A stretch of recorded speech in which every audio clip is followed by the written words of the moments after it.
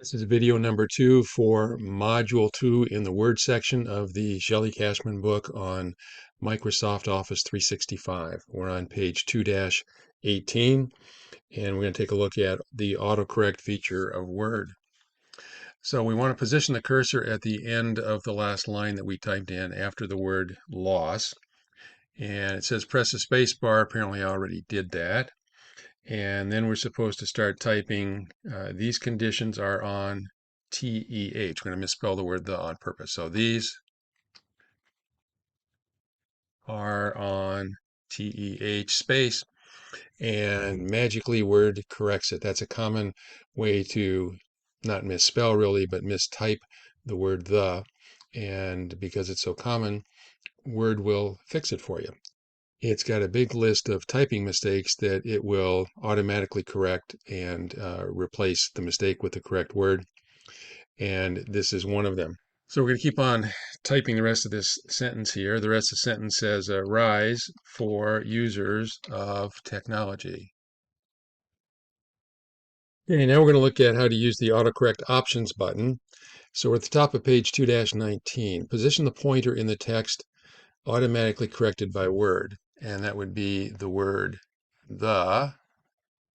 So I'm going to just click right there, and there's a little blue bar that appears underneath it, and we're going to point at it, and we're going to click on it, and we get a list of options. So we can change it back to TEH if we want to. We can tell it to stop automatically correcting TEH, and we can also have an option for controlling our autocorrect options. So we do not want to change it back, so we're just going to leave it. So we're going to hit the escape key, and it'll make that pop-up menu go away. So now we're on the bottom of page 2-19. We want to check File on the ribbon to open the Backstage view. So we're going to make our own autocorrect entry here. So let's go to File, and we want to go down here to Options. One of the options is called Proofing. And here's a section called Autocorrect Options. There's a button called Autocorrect Options. Click on the button, and it brings up a list of autocorrect options for us. We've got 5 tabs up here. The only one we're going to be looking at right now is this. So you can turn these options on and off if you want to.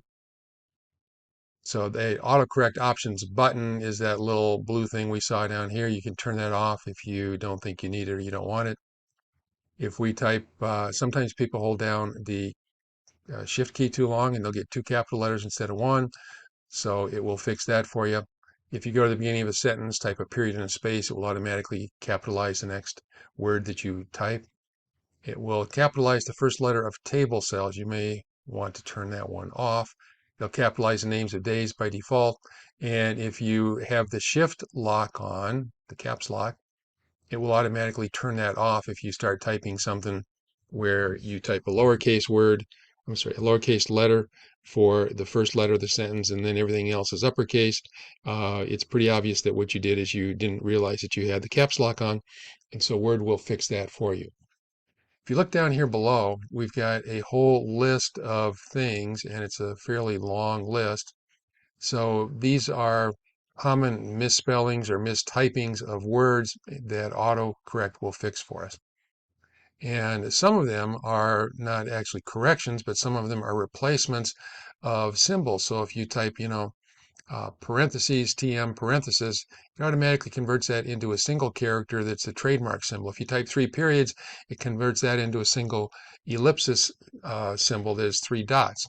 If you do, let me see if we can get a few more here. It'll do some smiley faces for you. It's not showing those up here, but it will insert smiley faces and frowny faces if you type that sequence of characters. Okay. You can also add your own. So they have you do an example on misspelling the word technology, but we're going to try another one here. So let's say that you frequently type in the United States. So we can type in US, and we don't need to type in the periods. We can tell it that we want to replace that with United States. Whoops, let's capitalize that. Click on Add. Click on OK. Click on OK.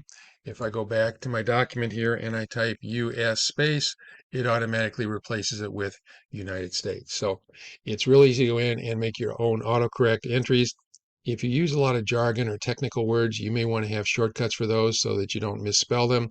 And also, if they're kind of long words, it'll save you some time on typing as well. So put anything in there that you think you need to put in. Okay, so we're skipping over number 2 at the top of page 220. We just did a different example. And we've clicked on number 3. We've done click OK. And now we're going to go to the middle of page 2-21, and we're typing in some more text. I'm just going to pause the video here for a second and delete United States.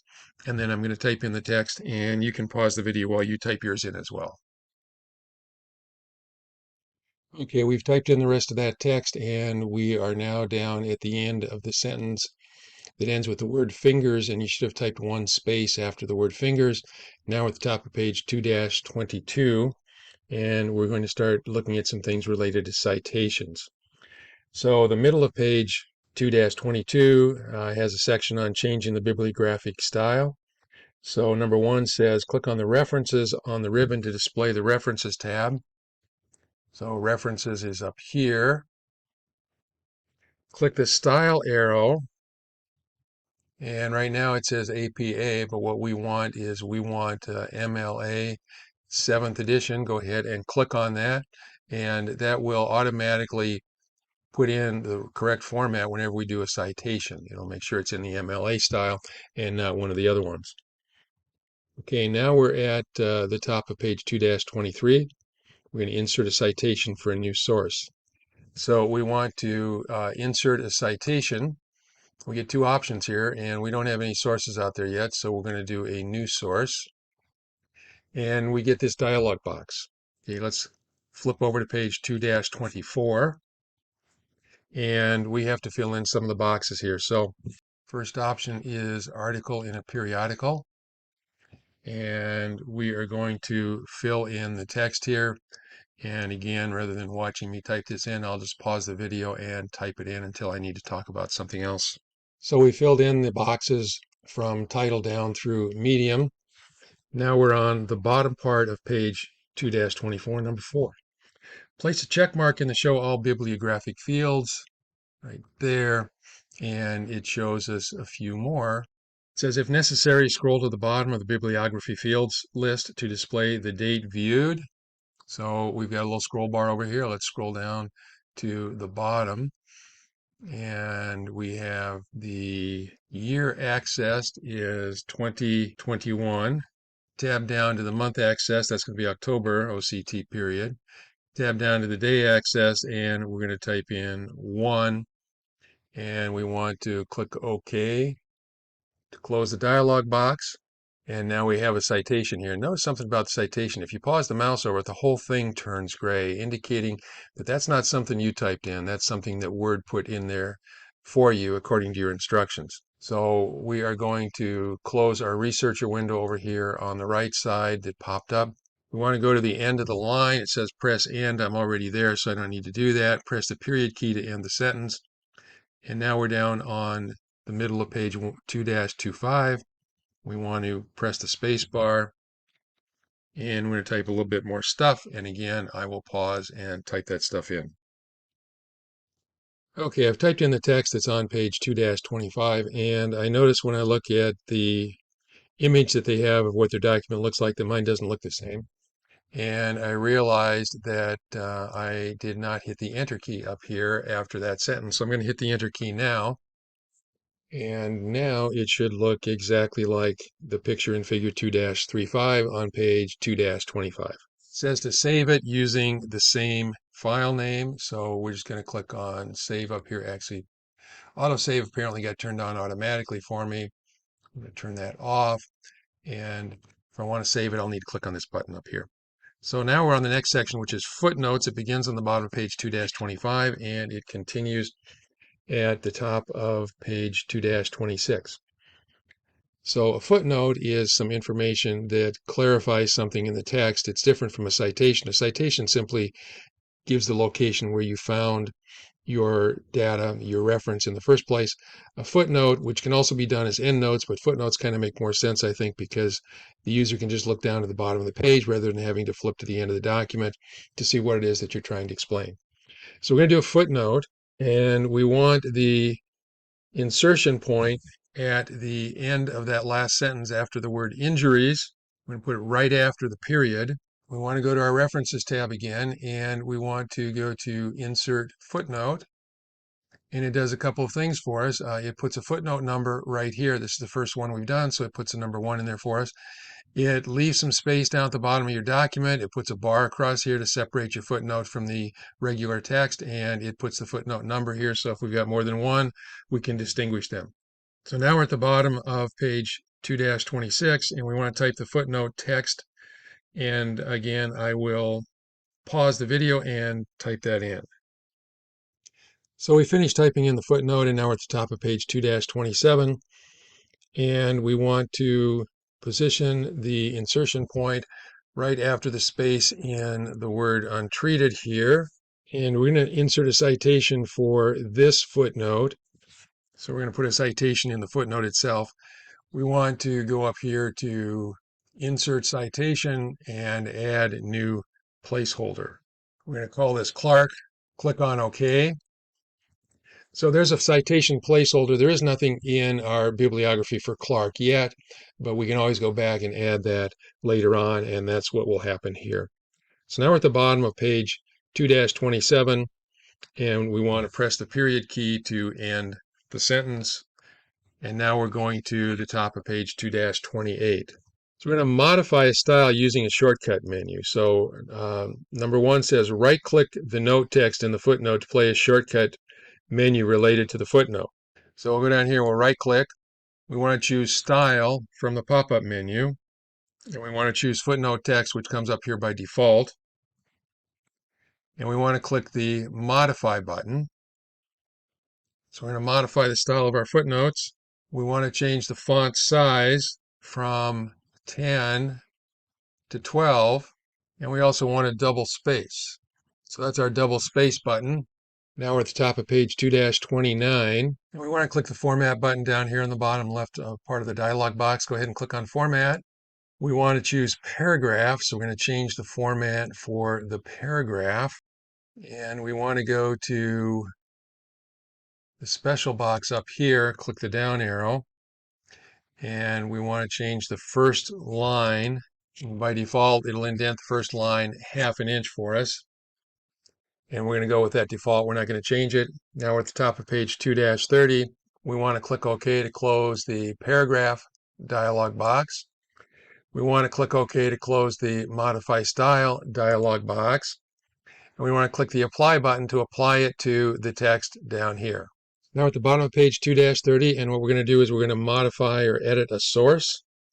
So we want to go to our citation placeholder right here. Again, notice if you pause the mouse over it, it turns gray, indicating that that's something that Word inserted there for you.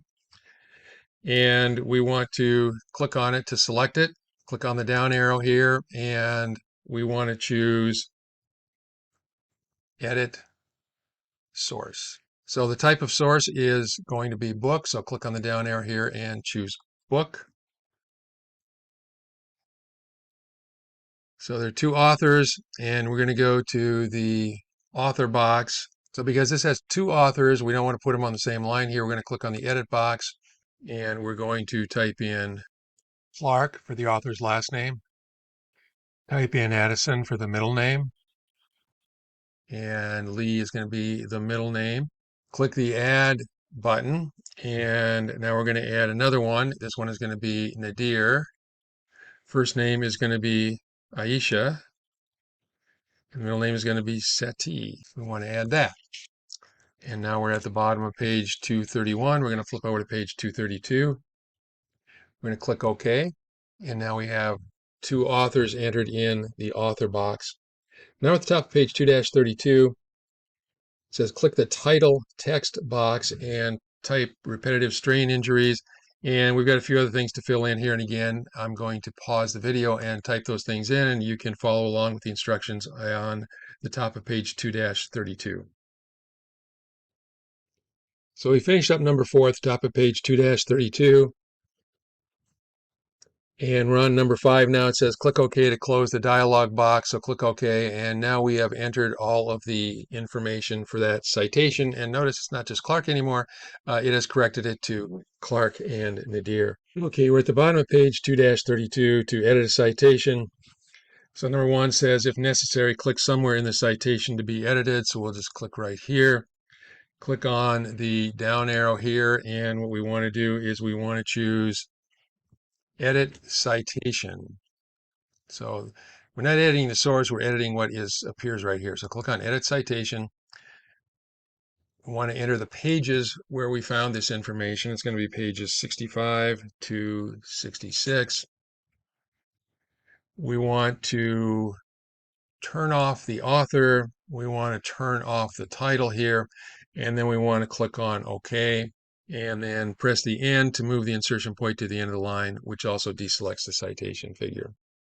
Okay, so your footnote should match what's on the middle of page 2-33, and trying to keep these in the 10 to 15 minute range. So we'll stop there and we'll pick up with working with footnotes and endnotes in the middle of page 2-33 in the next video.